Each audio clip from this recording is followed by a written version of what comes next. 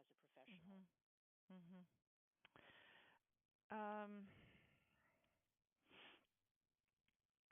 I would say the leaders that I admire, um, Mhm. the leaders who, and not necessarily people that I know personally, but people that I heard about early on, who influenced me, like early on when I was 9 years old, Dietrich Bonhoeffer, the Lutheran pastor who participated in a plot to assassinate Hitler, and Mhm. was killed in a concentration camp for doing so. So the idea of standing up, being an upstander, as we would Mhm. call it now, and doing what was needed to preserve the dignity and to create a world of peace and justice for all.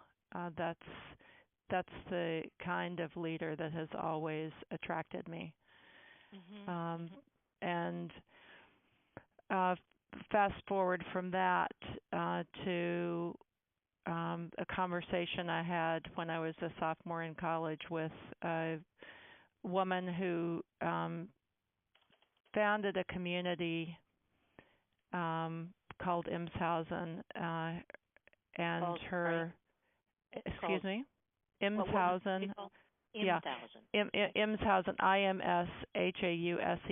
I'm not sure that's Oh, it's important, but German. yeah, it's Okay. German. Yeah.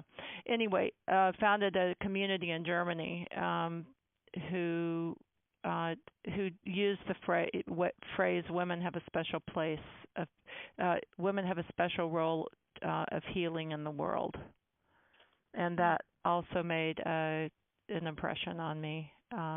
Her leadership, because she had essentially taken the wealth of personal wealth from her family and had created a community that was, after the war, very focused on taking care of children who'd been orphaned in the war, among other things. So I would say finding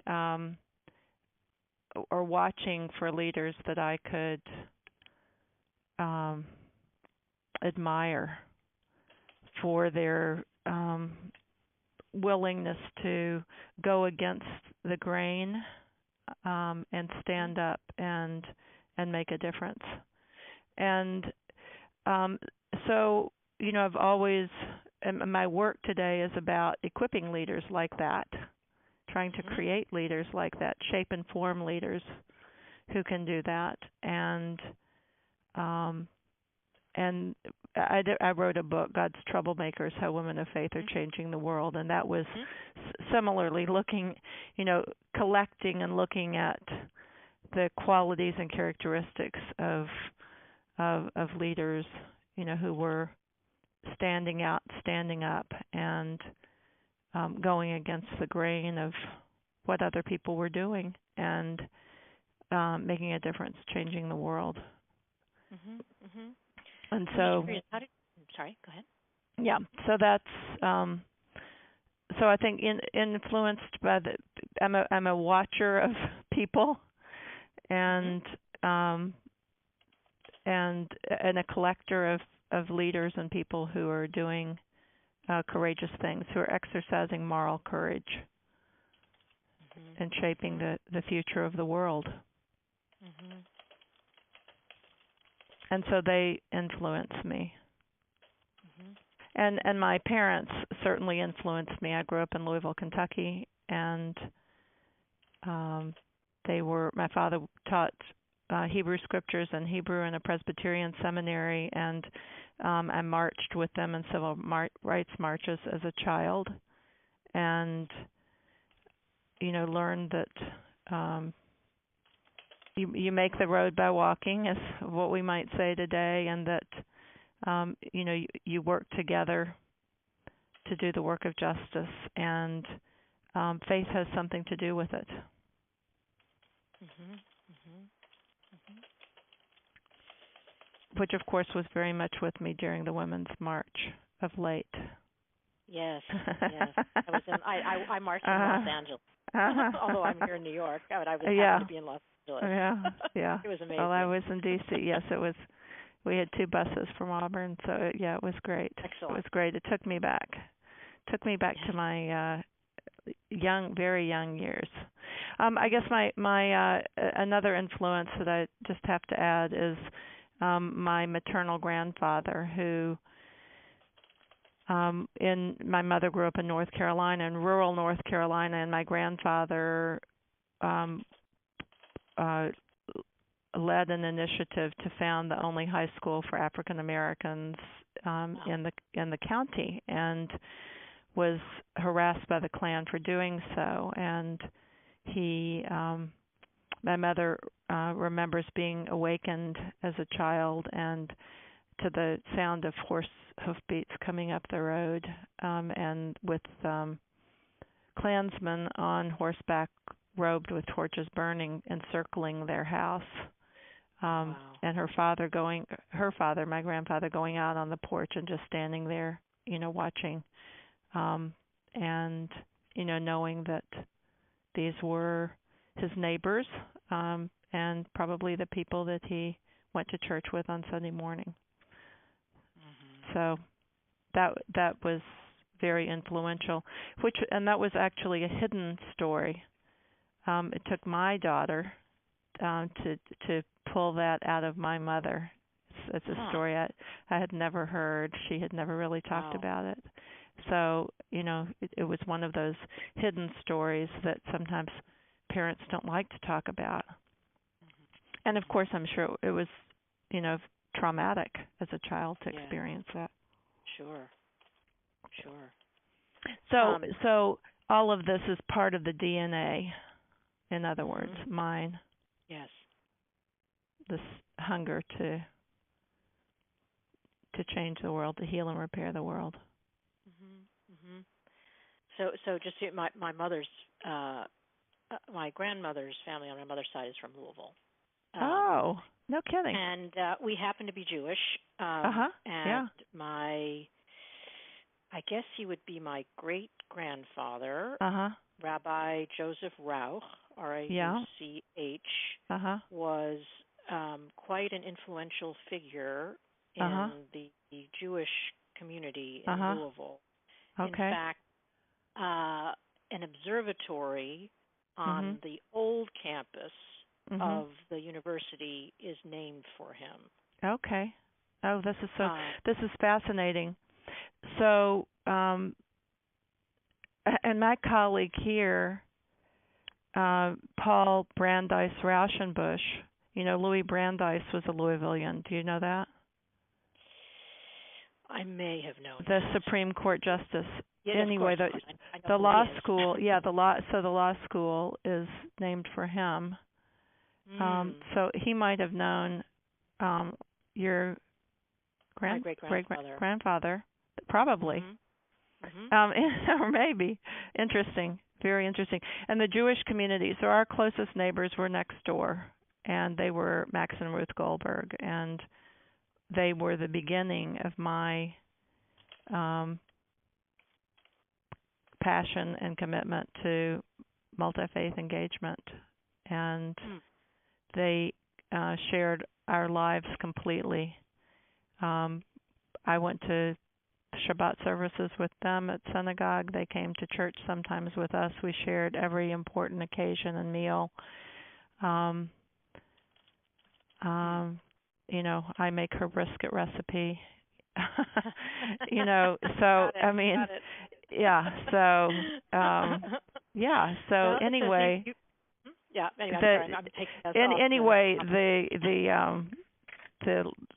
our lives are very intertwined, and I think about them often. And I do a lot of work in the broadly in the Jewish communal world. So that relationship began that. Yes. Yes, excellent. So I'm going to do one other Jewish geography thing with you. Yeah, good. Which is, so you probably know my first cousin, Susan Katz Miller, who wrote a book called Being Both, which is about being my uncle, Jewish, and her mother, non-Jewish, married, and then so she was raised as both, and then she married a non-Jew, but has raised her children as both, and she's something of an expert on being both. Yeah, very interesting. So anyway. Yeah. Okay, I'm done. No, that's fine. You're obviously gonna pull only tiny little pieces out of this, so it's whatever, right. just so you get what you need. But the conversation is good. It's richer for the depth. Yes. So what would you say are the worst and best things that ever happened to you in your life, and what did you learn from them? Professional life. Yeah, any part of your life. Any part of my life. Wow. I think one of the best things is finding a vocation early on, a calling early on that has sustained me throughout decades of my life now.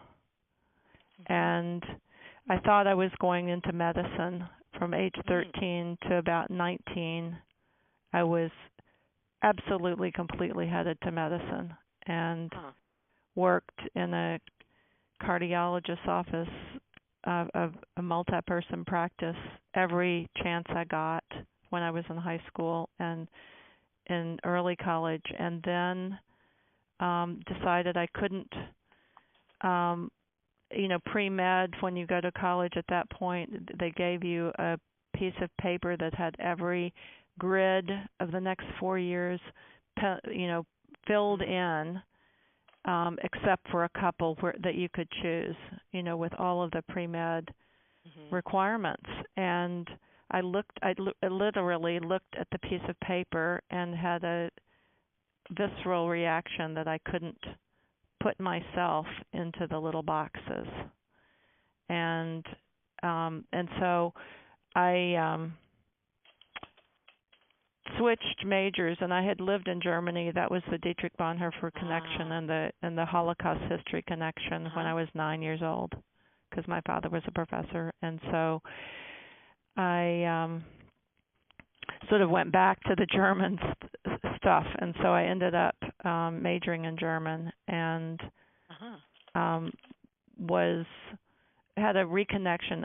I left the idea of, I was in an atheist period, which a lot of preachers' kids go through, but then sort of had a reconnection to faith, to God, in my sophomore year of college while I was on a study travel seminar to Germany. And so the best thing was reconnecting with the faith and the history of my childhood, but in a new way as a young adult, and assuming it, being connected as my own person, my adult person, on my own terms, going eventually to seminary on my own terms, and I have never looked back, feeling called to ministry of some sort. It's been home.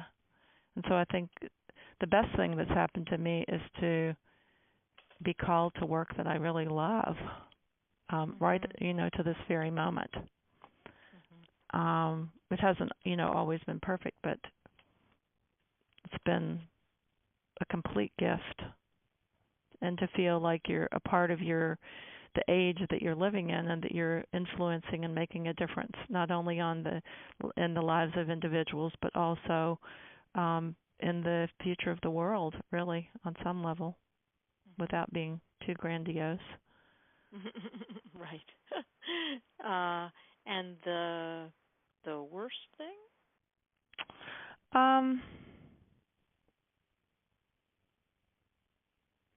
I think the worst thing is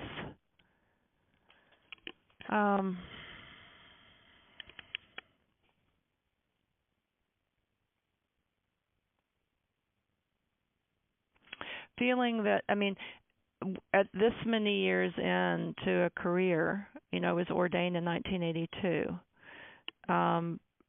So this many years into a career, what I'm aware of is that there are people along the way whom I have let down,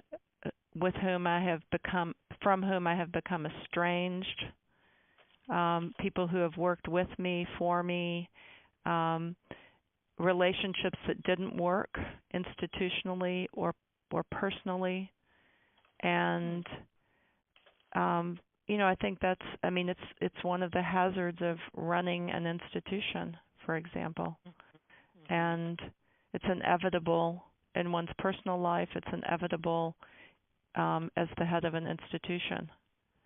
So I think that's one of the hardest things. You see the bodies that you've left behind. Yeah. And it's it's inevitable, and it's sad, because for somebody who really lives in a way of commitment to the integrity of relationship, that's hard. Yeah. No, I get it. I get that. Yeah. So I think there's a reality and a sadness that I think comes with any leader who's attuned to the to his or her own actions, culpability, responsibility. Feels that, yeah. Yep, understood.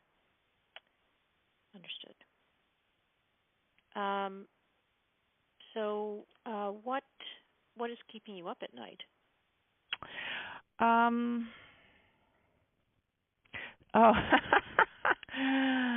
I guess we don't want to make the book too political, right? Well, it's whatever it is. Yeah, whatever it is. I think I never thought that. I mean, I'm an activist, and so, and I do a lot of work that is very focused on supporting leaders who are involved in shaping our public life. And so, in other words, not just people who lead congregations or institutions and what happens in them, but people who are trying to shape the public arena. And so, so resistance is not new. If you're talking about things like LGBT equality or Islamophobia or anti-Semitism or gun violence or any number of other money and politics, or any number of other public issues. But I think that the need to become personally active in the resistance movement is something that I did not imagine that I would have to do quite in this way in my lifetime. So I think that what keeps me up at night is deep concern for our country and the world, and our country's relationship to the world. In a moment where I feel I usually give leaders the benefit of the doubt, and so I think that I think that we do not have the leadership that we need anywhere around the president or the leaders that he has chosen, and I think we're in deep danger as a society. And it's not just what leaders can do, but it's also an ethos and atmosphere that they can create, and And it's also the seeds of hatred and violence that have been that have been released in everyday folks around the country. Yeah, no kidding. And so that is so then there's the work. There's not only the work of resistance, but there's the work of repair. And how do we repair some of the relationships and help people to have courageous conversations across lines of deep polarization in a way that that my work has taken me around the Israeli-Palestinian conflict, for example, and we need the kind of methodologies that we work with in that context here now to help people talk across deep divides. Yep. Yeah. So those are the things that keep me up at night. The global and the great desire to and hope. So I'm a very hopeful person, and I am deeply energized daily by the leadership that I see being exercised by our senior fellows, for example. The young leaders, not only just young and emerging, but sometimes seasoned leaders too, who are trying to bring the moral imagination and courage that I think our world needs. It's a vision and the articulation of a vision beyond electoral politics. And I think the world is very hungry for something that it feels like electoral politics are often very one-dimensional. People are not going to get energized and compelled by numbers in electoral politics. They need a vision of a world, an inclusive world, a just world, beyond the one that we're seeing and living through right now. Yes, so Rabbi Colin is actually one of the rabbis at our synagogue, which is Central Synagogue. Yep. So she's one of your fellows. Yeah. Yeah. She's cool. Well, and you know how close we are to Central Synagogue. Yes. Do you know that? Yeah. And Angela's on the. I probably don't know. You don't know that? Well, I don't know the extent of it. Oh my goodness. I'll know more. Oh wow. Okay. So the Auburn's multi-faith work began with when I was here and our dean and Peter Rubenstein, who came on the Auburn board. Yes. So we have a long history with Central. Right. Our space is named for Peter. Our new multi-faith space is named for Peter, and Angela's on the board. Got it. Oh, how did I not know that? I have deep ties to Central, and have deep ties broadly, to the Jewish communal world. And do a lot of work. And our dean is a rabbi. Anyway. So my only defense is that we haven't been members of Central that long. Okay. Well, We're relatively new members. You've chosen wisely. Yeah. So did you just come to the city? No. We belong to another synagogue. I see. Okay. For a long time. Okay. And it's just anyway, it's a sort of a long communal story. But we ended up at Central recently, and we love it. Oh, it's just fantastic. Good. Okay. Well, I'll probably meet you then. Okay. Oh, great. I'm sure I will at some point. I mean. Yes. Yes. Yes. Yeah. Excellent. It's the connections are deep. I mean, really, it's Central is one of our closest institutional partners, and lots of deep connections there. Excellent. Yeah. Excellent. It does seem to be an extraordinary place. Yes. Yeah. So Next question. Okay. So here you have a choice. Okay. You can answer both. The first is, what's your definition of happiness, and the second is, what is your philosophy of life? Now, I'm learning all about your philosophy of life by talking to you, but anyway, either one. Okay. Oh, either one. Or both. I don't resonate with the word happiness at all. Okay. Then don't answer that one. Wow, that's interesting. So happiness, like optimism, are light words. I think they're words that are too sought after by our culture. And I don't think that you become happy in life by seeking happiness. And I think that people are often thrown completely off course in their lives because they're trying to seek after something called happiness. And the more you seek after it, the more it will elude you. So joy is deeper, and hope. So joy is deeper than happiness. Hope is deeper than optimism.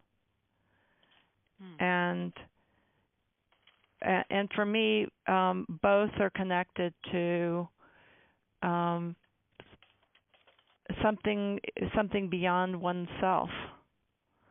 I would call it faith. Other people would call it other things, but it comes from a deep well of connection to a past, connection to the future, a sort of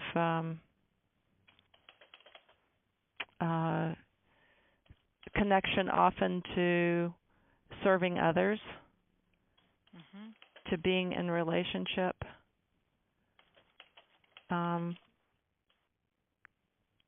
So,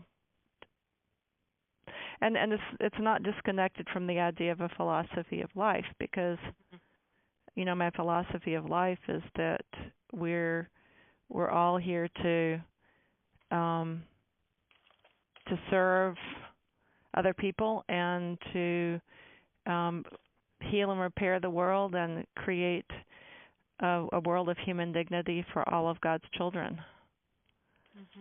So my philosophy of life is that we're happiest or most joyful when and most hopeful when we're doing that work to which we're called. And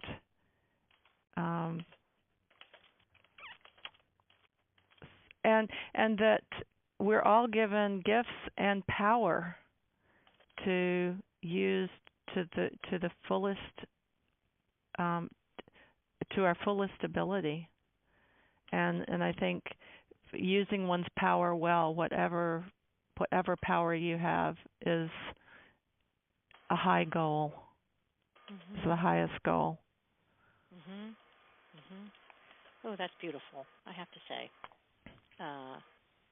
Thank you for that. Really beautiful. And what would you say is the greatest misconception about you? Oh, that's interesting.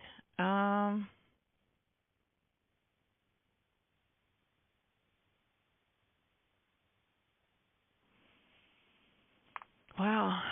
Let's see. Misconception.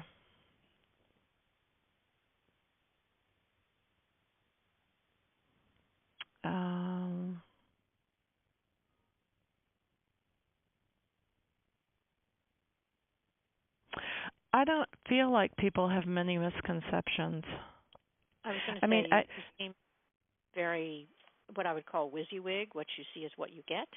Yeah, that's right. And I think most people see me as a pretty, yes, what you see is what you get. That's good. And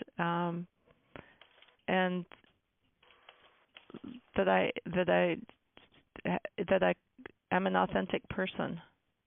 Mm-hmm. I don't feel as if I have to play a role. I mean, one of my goals as a leader, and I think my goal for the leaders that we work with and for all people, is that we can stand fully, not compartmentalized people, but as full human beings, integrating the complex parts of ourselves. And so that's what I try to do, bring my fullest self. I think that in a world where binaries and easy solutions are, that people fall into those, and I'm thinking about, for example, the Israeli-Palestinian conflict, where you're either this or you're that, or you're for this or you're for that, where people like to put other people in boxes. I think that anytime you wade into those conflictual waters and politicized waters, people will have misconceptions about you, that you're either this or you're that. And people don't often like to see the complexity that exists for human beings. Mm-hmm. So, yep. Yeah. People like to simplify, yes, and like indeed. then they project their simplifications onto you. Mhm. Mhm. So this next one you must get asked a lot, but I'm very interested in your answer. What's the most important thing you tell young people who are thinking about making careers in the social sector?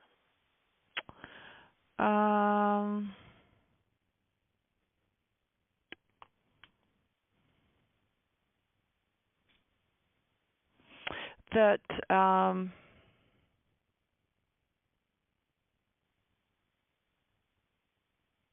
it's well, I would tell them, based on my own experience, that you can find a life's worth of meaning in this space.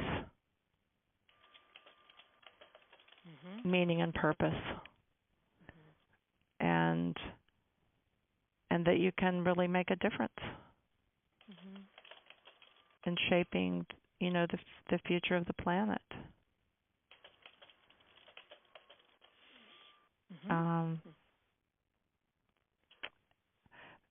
I would probably say that in some ways, I would tell them that you're going against the grain. When a lot of people are, seeking a focus on making money, or focusing on technology, all of which are important. I mean, we need, partners who can fund us, and we need the technology that's going to help our movements to grow. But we also need the people who are deeply rooted in the art of relationship, human relationship, and who have the vision and moral imagination to imagine a future, and who can get other people excited about it. And that's the work of this sector.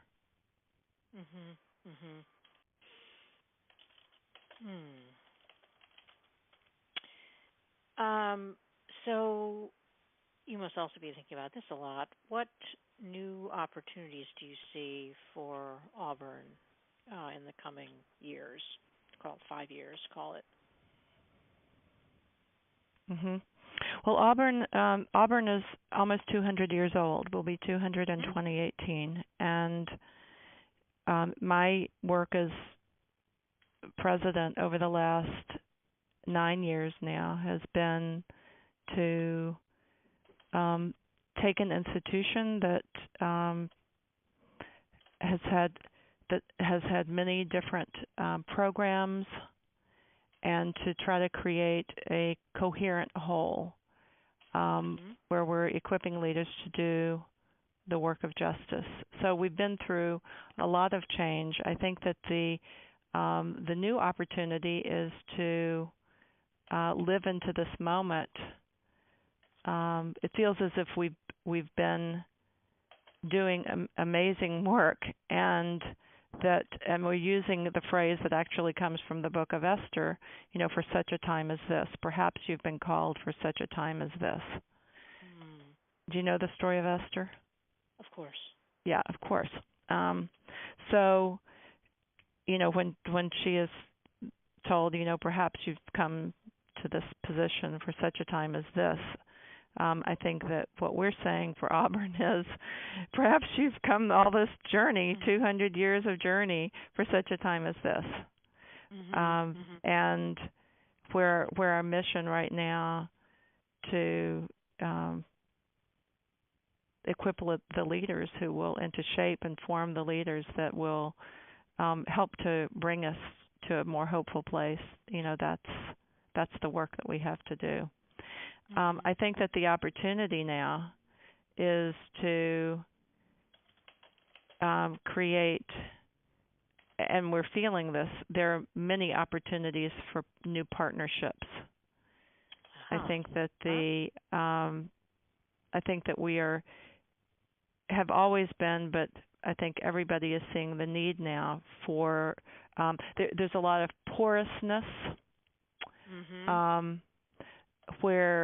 and I think that, so some of the divides that have separated us in the progressive side of things, as in religiously focused or faith-based and secular, some of that is changing. And that's really important for us to work together and see each other. I think that I'm very interested in the new opportunity in this moment where Muslims and Jews are working together in new ways.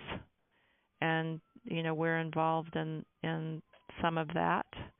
I think that working together and beyond Muslims and Jews with Christians and Sikhs and other folks who belong to other minority religions. So there's opportunity there. So these are opportunities that we've been working on, but there's much more that can happen now.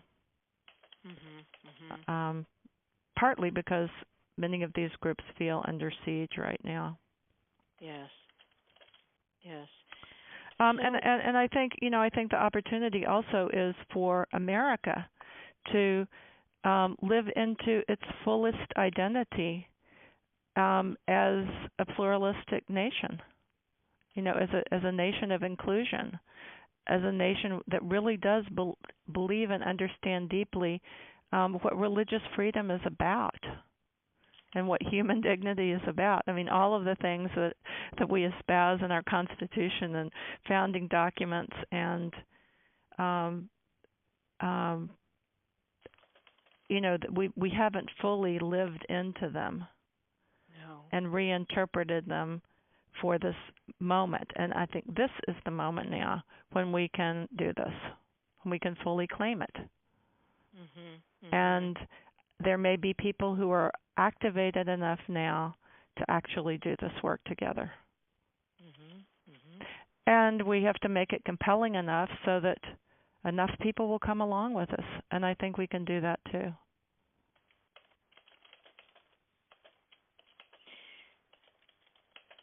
So I just can't believe that Americans are only for themselves.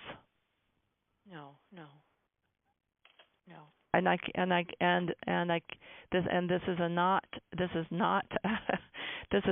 America is not, nor was it intended to be, a white Christian nation.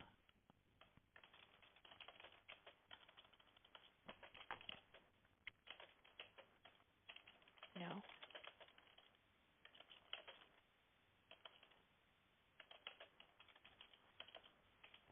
Got it.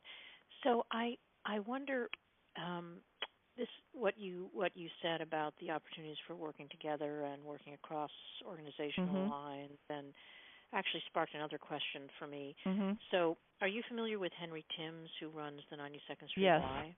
Mm-hmm. And you know, he's written an article and now is writing a book about new power and old power.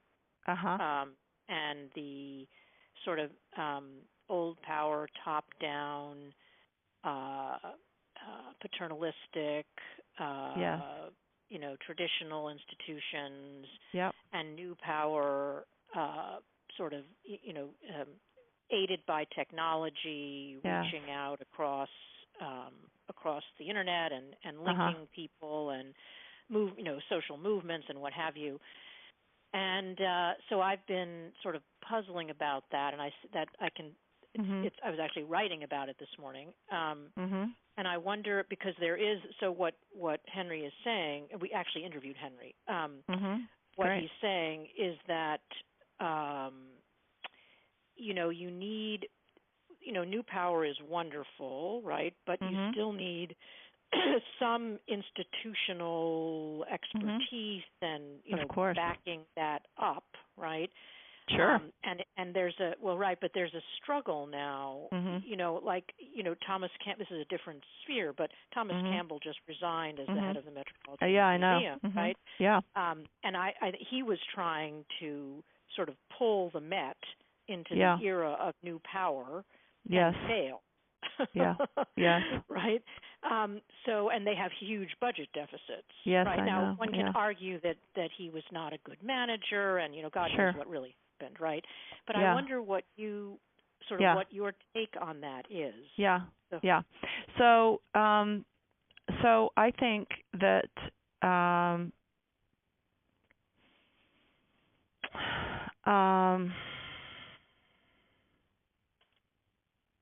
I sort of see it differently, not necessarily new power, old power.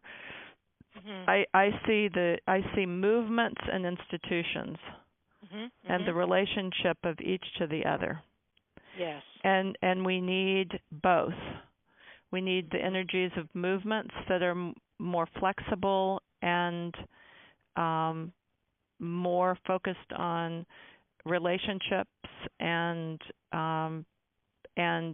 addressing traditional power spaces, and we need institutions that provide stability and structure and innovation. So I think you need both, and you need and it takes different kinds of leadership for different spaces. And we work a lot with movements and people and leaders who are leading movements, and so we don't have all of the answers yet about how institutions relate to movements, but there has to be, and there is, a relationship of a learning from and feeding off of each other, and it's necessary. I mean, old institutions have things to learn, and it's really important for old institutions. I mean, we're a 200-year-old institution that has pivoted enormously. Once in 1939, when we became not a traditional seminary, a degree-granting seminary, we had done that for over 100 years, but we became a different kind of institution that still had the same, similar kind of ethos, but that was focused on the leadership development work that other seminaries weren't doing and research. And that has morphed and changed in many, many different ways. And then my focus that I brought when I became president was a real focus on the work of justice, equipping leaders to do the work of justice. And so which puts us directly in connection with movements in a way that we have never been before. But that's what I see. And then, of course, yes, there is new power, which I think is part of the I think what we're seeing right now, although it doesn't feel like it's dying, is in the ascendancy of this Trump moment, is white male power.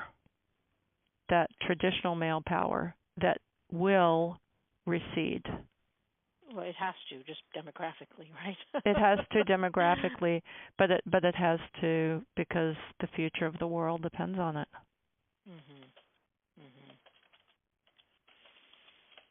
You know, an outsized military budget. You know, the all of the signs of the strong men, the moment of the strong men. You know, all of those signs of control, fear and control that we're seeing right now, these will not survive. They can't.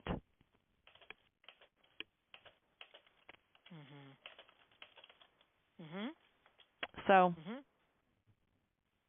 and yeah, so that's how I see new power, old power. Cool. Yeah. Cool. And I would say that we are building an institution that is becoming more and more characterized by new power, if you want to use that framing. It's not fear-based, it's not scarcity-based, and that doesn't mean that fundraising is easy either, but that's working from a place of abundance. And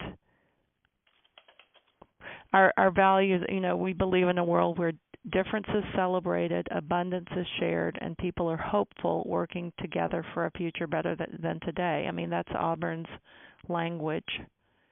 And I think it's pretty good language. Yes. And it represents, you know, a new power frame. And we're trying to raise up leaders. We're trying to shape and form leaders who are in touch and representatives of new power. Part of the power is the power of relationship, of collaboration, of a multi-faith future, an inclusive future. That's the difference is celebrated part. Yes. Yeah. Yes. Excellent. Let's see. I'm conscious of the time here. Yeah.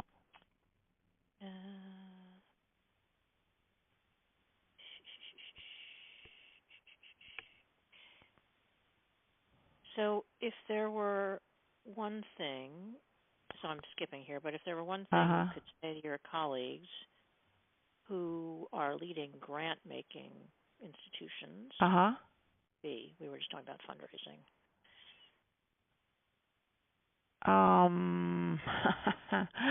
We do a lot of conversations with foundations, including helping them think about their power.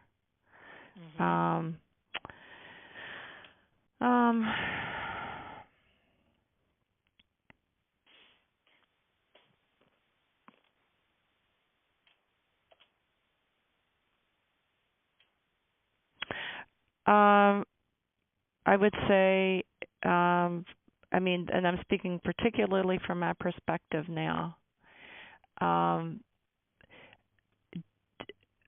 do not underestimate the power that and the importance of faith in in social change.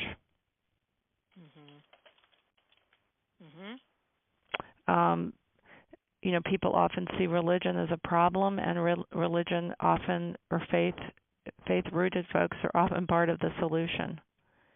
And you know, faith gives you a framework for justice, you know, that's deeply rooted in tradition and language. It helps us to sustain people when the going gets really rough. People of faith are in justice movements long beyond any election cycle. You know, people have been working on sanctuary, you know, for a long time, from time immemorial, you know, and including in the 80s here. You know, the part of the reason that the sanctuary movement is revving up now all across the country in synagogues and churches and mosques is because, there's a tradition, since the 1980s of having immigrants in sanctuary, in literal sanctuaries. So don't underestimate. They should take faith seriously, take religion seriously as a driver for social change. Mm-hmm. So you probably I heard Hillary Pennington, because of the at Ford, the Ford Foundation, speak last week. Do you know Hillary? Very, very well. In fact, she emailed me last night. Yeah, love her. All right. Because I was going to say, I would think that there would be, it sounds as though what Ford is doing is very much in keeping with what you're doing. So maybe they already fund you. I don't know. They have, and we're in a deep conversation with them right now because, of course, their specific religion division they got rid of that specific religion division with the idea of infusing faith and religion throughout the program areas. So that's I think theoretically that's right, philosophically that's right, and how they do that is the question.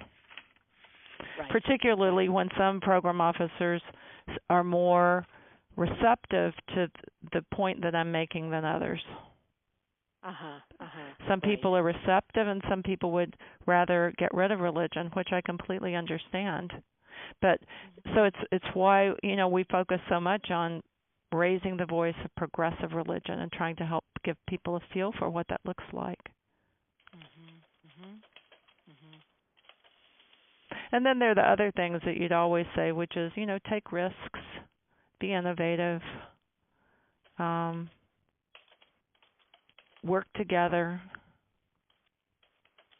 Have deep relationships with grantees. Watch the power dynamics.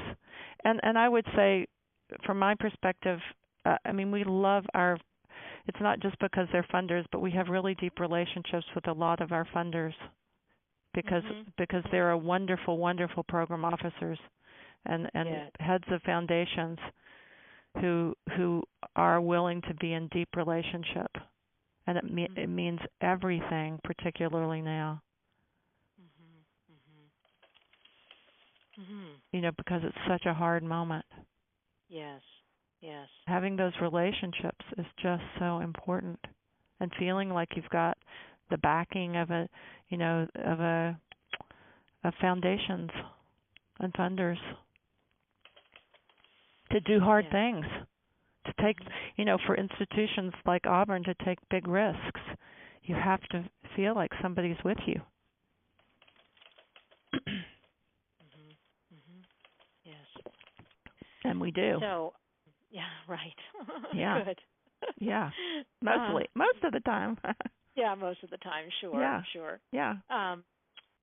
Great. Well, I could talk to you all day, but I'm sure you have many, many other better things to do. So we will keep you apprised. Okay. Great. This was fun. This was actually fun, and I think that I have found what the people I interview find, which is, and I'm doing a book on our senior fellows, so people like William Barber and others, and so it's fun. You don't have time to reflect like this, so I appreciate the questions. And if you have other questions, or if you need me to smooth anything up or clarify anything, because I know sometimes it comes out rough, let me know. Okay, great. So thank you so much. Take care, and hope we meet in person sometime. Yes. Okay. Good. You too. Bye-bye. Bye. Thanks.